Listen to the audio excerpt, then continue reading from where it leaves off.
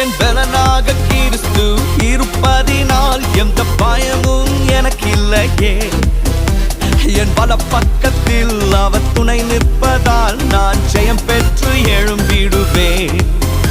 என் பலனாக கிறிஸ்து இருப்பதினால் எந்த பயமும் எனக்கு இல்லையே.